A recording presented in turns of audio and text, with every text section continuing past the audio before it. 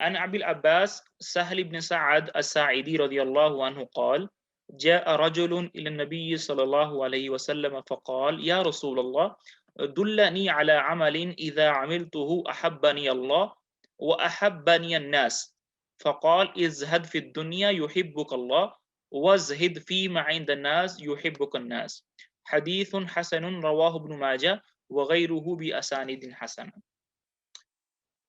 جی اس حدیث کو جو روایت کرنے والے صحابی ہیں وہ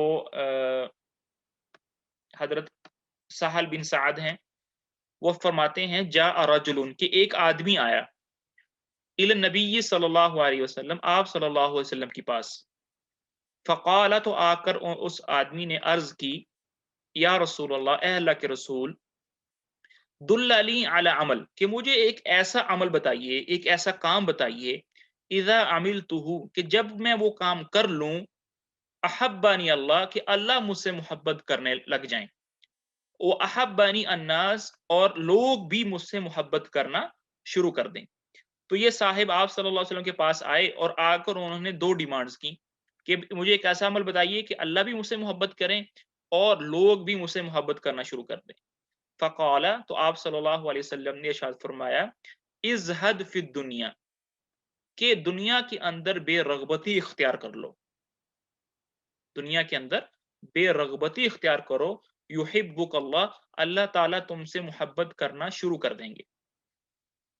وزہد فیما عند الناس اور اسی طرح لوگوں کے پاس جو چیزیں ہیں لوگوں کے پاس جو نعمتیں ہیں اس سے بھی اپنی نظریں پھیر لو اس کے اندر بھی بے رغبتی اختیار کرو یحبک الناس لوگ تم سے محبت کرنا شروع کر دیں گے. تو آپ صلی اللہ علیہ وسلم نے ہمیں ایک بڑا ہی پیارا نسخہ بتایا ہے کہ کس طرح ہم اللہ تعالیٰ کی اور لوگوں کی محبت دونوں چیزوں کو بیک وقت حاصل کر سکتے ہیں.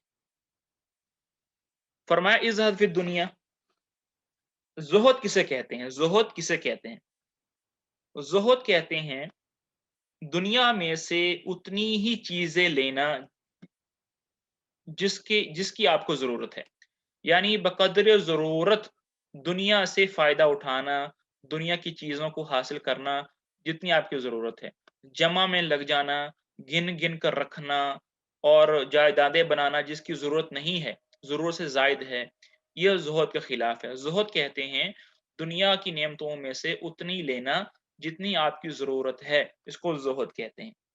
اور یہ تقوی کا سب سے اعلیٰ معیار ہوتا ہے یہ تقوی کا کیا ہوتا ہے سب سے اعلیٰ. جب یہ کام کریں گے تو کیا کریں گے اللہ تعالیٰ جو ہے وہ ہم سے محبت کرنا شروع کر دیں گے. اور دنیا آخرت کی جو زندگی ہے وہ دنیا کی زندگی تو کچھ بھی نہیں ہے اس کے مقابلے میں. اس لیے آپ صلی اللہ علیہ وسلم نے ارشاد فرمایا لَمَوْضِعُ صَوْتِ أَحَدِكُمْ فِي الْجَنَّةِ خَيْرٌ مِّنَ الدُّنْيَا وَمَا فِيهَا. اللہ تعالیٰ نے قرآن کے کسی بھی پارے میں اور آپ صلی اللہ علیہ وسلم نے اپنے کسی بھی قول میں دنیا کی کبھی کوئی یعنی کہ عظمت بیان نہیں کی ہے کیونکہ دنیا ایک ایسی چیز ہے یہ عظمت والی ہے ہی نہیں ہے. اس لیے جو میں نے حدیث ابھی پڑھی ہے اس میں آپ صلی اللہ علیہ وسلم نے فرمایا یہ جو کوڑا ہوتا ہے کوڑا جو چمڑے کا بنا ہوتا ہے مارنے کے لیے فرمایا کہ جنت کے یعنی کہ اگر ہم زمین کو یعنی کوڑے کو زمین پر رکھ دیں تو جتنی زمین وہ کوڑا کور کرے گا فرمایا کہ اتنی زمین اگر جنت کے اندر ہو تو وہ ساری کی ساری دنیا سے افضل ہے. یعنی کوڑے کے بقدر جو زمین ہے جنت کی وہ ساری دنیا اور جو کچھ دنیا کے اندر خزانے ہیں سب سے زیادہ خیر ہے. اس لیے پھر آپ صلی اللہ علیہ وسلم نے فرمایا رکعتا الفجری خیر من الدنیا وما فیہا کہ فجر کی 2 رکعت سنت جو ہم فرض نماز سے پہلے 2 رکعت سنتیں پڑھتے ہیں آپ صلی اللہ علیہ وسلم نے فرمایا یہ دو رکعت نماز پڑھنا دنیا اور دنیا کے اندر جو کچھ خزانے ہیں جو کچھ عمارتیں ہیں جو کچھ معدنیات ہیں جو کچھ پراپرٹیز ہیں یہ سب سے اچھی ہے. کیوں؟ کیونکہ یہ 2 رکعت جو رکعت نماز ہے یہ اللہ کے ہاں یہ ہمارے کام آئے گی اور یہ خزانے جو دنیا کے ہیں یہ ختم ہو جائے گی تو اس لیے دنیا کی کوئی ویلیو نہیں. اور پھر اسی طرح دنیا کے جو احوال ہیں وہ بدلتے رہتے ہیں. آج اگر خوشی ہے تو شام کو کوئی غم ہے آج اگر صحت ہے تو کل کو کوئی جسم کے حصے میں درد ہو رہا ہے آج کوئی پیدا ہو رہا ہے تو کل کوئی مر رہا ہے. تو دنیا کے جو ایام ہیں وہ ایک طرح کے نہیں رہتے بدلتے رہتے ہیں اپس اینڈ ڈاؤن آتے رہتے ہیں. جو آج فقیر ہے کل امیر ہے جو کل امیر ہے وہ پرسوں فقیر ہے. تو یہ دنیا جو ہے یہ ایسے ہی ہے، اس میں نہ ہی ہمیشہ ہمیشہ کی خوشی ہے اور نہ ہی ہمیشہ ہمیشہ کا غم ہے۔ یہ تو تھا اللہ تعالیٰ کی محبت حاصل کرنے کا نسخہ۔ پھر فرمایا وَازْہَدْ فِی مَا عِندَ النَّاسِ یُحِبُّکَ النَّاسُ، کہ لوگوں کے پاس جو چیزیں ہیں، لوگوں کو اللہ تعالیٰ نے جو دولت دی ہے، ان کو جو منصب دیا ہے، اس سے اپنی نظریں پھیر لو، ان پر کسی قسم کی امید نہ رکھو۔ اگر یہ کام کرنا شروع کر دو گے تو لوگ بھی تم سے محبت کرنا شروع ہو جائیں گے۔ کیوں؟ جب ہم لوگوں سے مانگیں گے نہیں، یا الٹ کر لیتے ہیں اس کا کہ جب ہم لوگوں سے مانگیں گے، ان کی دولت سے، ان سے کوئی قرض مانگیں گے یا ان سے ان کے منصب کا کچھ فائدہ اٹھائیں گے، تو وہ پھر بوجھ محسوس کرنا شروع کریں گے۔ وہ ہمیں چھوٹا سمجھنا شروع کر دیں گے اور اپنے آپ کو وہ برتر سمجھیں گے اور ہمیں بدتر سمجھیں گے کہ اس کو میری ضرورت پڑتی رہتی ہے، اور پھر وہ محبت جو ہے لوگوں کے دل سے ہماری نکل جائے گی۔ اس لیے آپ صلی اللہ علیہ وسلم نے فرمایا کہ جو اوپر والا ہاتھ ہے وہ نیچے والے ہاتھ سے کئی درجہ جو ہے وہ بہتر ہے۔ دینے والا جو ہاتھ ہے وہ لینے والے ہاتھ سے بہتر ہے۔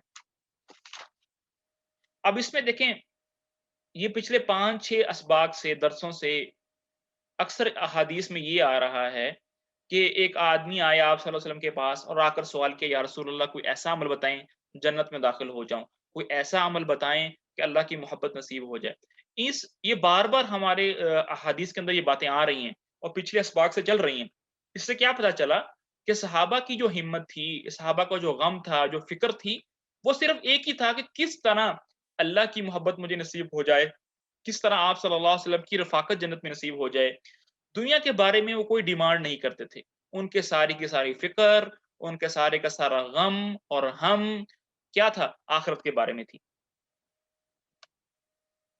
پھر اس میں ایک بات یہ ہے، دیکھیں، اب کیا زہد کا مطلب یہ ہے کہ ہم اچھا نہ کھائیں، اچھا نہ پہنیں، اچھی گاڑی کے اندر سفر نہیں کریں؟ یہ بھی ایک ہمارے معاشرے کے اندر ایک مسکنسیپشن ہے۔ بعض لوگ تقوی کو اس طرح سمجھ لیتے ہیں کہ وہ سمجھتے ہیں کہ بس آج کے بعد نہ میں نے اچھا کھانا ہے، نہ میں نے استری کیے ہوئے کپڑے پہننے ہیں، آج کے بعد میں نے نہ گاڑی کا استعمال کرنا ہے، نہ میں نے مطلب یہ بھی غلط ہے۔ اس لیے زہد کا مطلب کیا ہوتا ہے؟ زہد وہ ایک دل کا عمل ہے۔ آپ نے دنیا کے اندر رہتے ہوئے بھی دنیا سے محبت نہیں کرنی۔ تو اس کا مطلب یہ نہیں ہے، اس کا مطلب یہ ہے کہ ہم اچھی سواری بھی کر سکتے ہیں۔ آپ صلی اللہ علیہ وسلم گدھے پر بھی سوار ہوئے ہیں، آپ صلی اللہ علیہ وسلم اونٹ کے اوپر بھی سوار ہوئے ہیں، آپ صلی اللہ علیہ وسلم خچر کے اوپر بھی سوار ہوئے ہیں، گھوڑے کے اندر بھی سوار ہوئے ہیں، آپ صلی اللہ علیہ وسلم نے مہنگے مہنگے لباس بھی پہنے ہیں، آپ صلی اللہ علیہ وسلم نے پیوند لگے ہوئے لباس بھی پہنے ہیں، آپ صلی اللہ علیہ وسلم نے فقر بھی برداشت کیا ہے، بھوک بھی برداشت کی ہے اور عمدہ کھانے بھی کھائے ہیں۔ یہ ایک مثال دینے کے لیے کہ دین جو ہے وہ اس کا مطلب نہیں ہے کہ ہم دنیا کو چھوڑ دیں، بلکہ ہم اچھا خوبصورت لباس بھی پہنیں، اچھی گاڑیوں کا سفر بھی کریں اور اچھے کھانے بھی کھائیں۔ اللہ تعالیٰ نے جتنی نعمتیں اس کائنات کے اندر دی ہیں اس کا فائدہ اٹھائیں۔ کیوں؟ کیونکہ ایک حدیث میں آتا ہے کہ آپ صلی اللہ علیہ وسلم نے ارشاد فرمایا کہ اللہ تعالیٰ کو یہ بات پسند ہے کہ وہ اپنی نعمتوں کا اثر تمہارے جسم کے اوپر دیکھیں۔ یہ جو اچھا لباس ہے یہ اللہ کی نعمت ہے، ہم اس کو پہنیں تاکہ اللہ تعالیٰ جو ہے وہ دیکھنا چاہتے ہیں کہ میرا بندہ میری نعمتوں سے کس قدر خوش ہو رہا ہے۔ اگر میں اچھا لباس نہیں پہنتا، اچھے کھانے باوجود میسر ہونے کے نہیں کھاتا، تو ایک طرح کے میں اللہ تعالیٰ کی نعمت کا کیا کر رہا ہوں؟ ناشکری کر رہا ہوں۔ تو اس لیے یہ اس طرح کا لباس پہنا یہ زہد نہیں ہے۔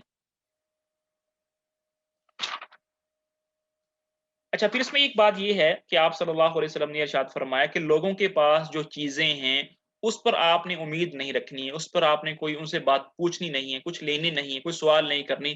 مثال کے طور پر آپ اپنے کسی دوست کے پاس گئے، دیکھا کہ اس کے پاس ایک بہت اچھی گھڑی ہے، تو آپ جا کر اس کو کہنا شروع ہو گئے کہ ماشاء اللہ یہ گھڑی بہت اچھی ہے، کاش میرے پاس بھی اس طرح کی ایک ہوتی۔ اب آپ اس کو ڈائریکٹ تو نہیں کہہ رہے کہ مجھے دے دو، لیکن آپ انڈائریکٹلی اسے اس طرح کا سوال کر رہے ہیں۔ یا بعض اوقات کچھ لوگ ہوتے ہیں وہ ڈائریکٹلی ہی سوال کرنا شروع کر دیتے ہیں کہ بھائی تمہارے پاس اچھی گھڑی ہے، تمہارے پاس اچھا موبائل ہے، اللہ تعالیٰ نے تمہیں پیسے بھی دیے ہیں، مجھے دے دو، اللہ تمہیں اور دے گا۔ اس کو آپ فضائل سنانا شروع کر دیں کہ بھائی ہدیہ دے دو، گفٹ کر دو، گفٹ کرنے کے بہت سارے فائدے ہیں، اللہ تم سے خوش ہو جائے گا، اللہ تمہیں اور دے گا۔ تو یہ ڈائریکٹلی مانگنا ہے۔ تو ہم نے نہ ڈائریکٹلی مانگنا ہے نہ انڈائریکٹلی مانگنا ہے، بلکہ ہم نے ان کی چیزوں پر یعنی کہ ان کو دعا ہی دینی ہے اور ان پر کسی قسم کی نظر لالچ رکھنا ہی نہیں ہے۔ لیکن یہاں پر ایک مسئلہ اور ہے۔ بعض اوقات ایسا ہوتا ہے کہ اگر بعض کا دوستی ایسی ہوتی ہے بلا اس میں کوئی تکلف نہیں ہوتا ہے، رشتہ اتنا مضبوط ہوتا ہے آپس میں 2 دوستوں میں یا 2 بہنوں کے اندر کہ اگر وہ ایک دوسرے سے چیز مانگ بھی لیں تو وہ بڑی خوشی سے دے دیتے ہیں۔ مثال کے طور پر میری اپنے والد صاحب کے ساتھ بڑی اچھی دوستی ہے، میں ان سے کوئی بھی چیز مانگوں وہ بڑے پیار سے دیتے ہیں، یا کسی بھائی کی کسی بھائی کے ساتھ بہت اچھی دوستی ہے، تعلق انڈرسٹینڈنگ بہت اچھی ہے، وہ ایک دوسرے کو چیزیں مانگتے ہیں تو کوئی آپس میں ان کے دل میں کوئی بات نہیں آتی۔ تو اس طرح کے اگر کوئی معاملہ ہے، اس طرح کا اگر کوئی ریلیشن ہے تو پھر آپس میں کوئی چیز مانگنے کے اندر کوئی وہ مذائقہ نہیں ہے۔ اور اس کی دلیل بھی جو ہے قرآن پاک آپ صلی اللہ علیہ وسلم کے آ، آ، اس پر ہے ایک دلیل ہے اس کی، وہ یہ ہے کہ آپ صلی اللہ علیہ وسلم نے ایک دفعہ گوشت دیکھا کہ وہ اس کو آگ پر پکا رہے تھے، یعنی کہ باربیکیو بنا رہے تھے۔ تو آپ صلی اللہ علیہ وسلم نے فرمایا مجھے لگتا ہے کہ آگ پر کچھ پکایا جا رہا ہے۔ تو فرمایا کہ وہ جو صحابہ تھے فرمایا یا رسول اللہ یہ جو گوشت ہے یہ تو ہم صدقہ کر رہے ہیں بریرہ پر، بریرہ رضی اللہ تعالیٰ عنہ پر۔ تو آپ صلی اللہ علیہ وسلم نے فرمایا ہوا لہا صدقہ ولنا ہدیہ، کہ یہ صدقہ ان کے لیے ہے اور ہمارے لیے تو یہ گفٹ ہے۔ اب دیکھیں صحابہ جو تھے ان کا تعلق آپ صلی اللہ علیہ وسلم سے بہت زیادہ مضبوط تھا۔ جب بھی آپ صلی اللہ علیہ وسلم کوئی چیز مانگتے تھے اپنے صحابہ سے تو صحابہ کو بہت خوشی ہوتی تھی اور وہ اپنا ہر چیز قربان کرنے کے لیے تیار ہو جاتے تھے۔ تو اگر اس طرح کا ریلیشن ہو اس میں مانگنے کے اندر بھی کوئی مذائقہ نہیں ہے، لیکن اگر اس طرح کا ریلیشن نہیں ہے، آپ کے مانگنے سے چاہے وہ ڈائریکٹلی ہو چاہے انڈائریکٹلی ہو، آپ کو لگتا ہے کہ تکلیف ہوگی تو پھر ایسا نہیں کرنا چاہیے۔ اللہ تعالیٰ جو ہے وہ ہمیں سمجھنے کی اور عمل کرنے کی توفیق نصیب فرمائے۔ اگلی جو ہماری حدیث ہے یہ حدیث بہت ساری چیزوں کے اندر ایک اصول ہے، اور یہ حدیث کو روایت کرنے والے جو صحابی ہیں وہ عن ابی سعید سعد ابن مالک ابن سینان الخدری رضی اللہ عنہ ان رسول اللہ صلی اللہ علیہ وسلم قال لا ضرر ولا ضرار۔ اچھا ایک بات جو ہے وہ پچھلی حدیث میں کرنا میں بھول گیا، وہ بات یہ تھی دیکھیں وہ صاحب آئے اور آ کر کہا کہ کوئی ایسا عمل بتائیں کہ لوگ اللہ تعالیٰ مجھ سے محبت کرنا شروع کر دیں۔ اب یہ تو ایک ہر مسلمان کا ایک سرمایہ ہوتا ہے کہ اللہ تعالیٰ مجھ سے محبت کریں، لیکن جو دوسری بات ان صاحب نے کہی کہ لوگ بھی مجھ سے محبت کرنا شروع کر دیں، تو کیا لوگوں کو ایسا کوئی عمل ڈھونڈنا جس سے لوگ آپ سے محبت کریں، یعنی لوگوں کی محبت حاصل کرنا، کیا یہ ریاکاری ہے؟ کیا اس کو نہیں کرنا چاہیے یا کر سکتے ہیں کیا ہو؟ تو اس حدیث سے ہمیں یہ بھی پتہ چلا کہ ایسا کوئی عمل کرنا یا ایسی کوئی توقع کرنا یا دل کے اندر کوئی ایسی خواہش رکھنا کہ یار لوگ بھی مجھ سے محبت کریں، یہ بھی ناجائز نہیں ہے، یہ بھی کیا ہے جائز ہے۔ اور اس کی دلیل بھی جو ہے وہ ایک حدیث بھی ہے، ایک اور حدیث بھی ہے۔ وہ حدیث یہ ہے کہ آپ صلی اللہ علیہ وسلم نے ہمیں ایک دعا بتلائی ہے، وہ دعا یہ ہے کہ آپ صلی اللہ علیہ وسلم نے فرمایا کہ سفر کے دوران جب بھی آپ کسی بستی میں سے گزریں یا اپنی بستی میں واپس گھر جائیں یا کسی بستی میں پڑاؤ ڈالیں تو یہ دعا لازمی مانگیں۔ وہ دعا کیا ہے؟ اللہم حببنا الی اہلہا، کہ اے اللہ جس بستی کے اندر میں گزر رہا ہوں، جس بستی کے اندر میں پڑاؤ ڈال رہا ہوں، میری محبت اس بستی والوں کے دل میں ڈال دے۔ وَحَبِّبْ صَالِحِ أَهْلِهَا إِلَيْنَا، اور اس بستی کے جو نیک لوگ ہیں ان کی محبت جو ہے وہ ہمارے دلوں میں ڈال دے۔ تو اس حدیث سے پتہ چلا کہ لوگوں کی محبت کا تقاضا کرنا، اس کی تمنا کرنا یہ جائز ہے، یہ ناجائز نہیں ہے، جیسا کہ اس حدیث سے اور یہ جو حدیث جو آپ صلی اللہ علیہ وسلم نے دعا بتلائی ہے اس سے پتہ چلا۔